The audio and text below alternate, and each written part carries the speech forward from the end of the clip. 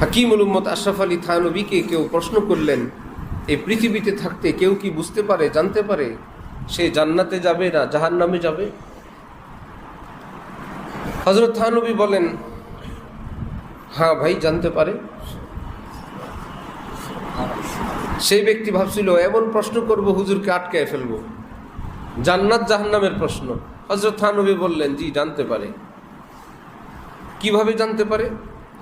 তিনি বলেন, কেউ যদি আনার গাছ লাগায়, সে কি এই ধারণায় থাকে না আল্লাহ পাক যদি এই গাছে ফল দেয়, আম ধরবে না আনার? সে কি কোনোদিন আতঙ্ক করে যে না জানি ভুলে তেঁতুল আসে, না জেনে আবার জাম ধরে বসে, না জানি আবার জাম্বুরা ধরে?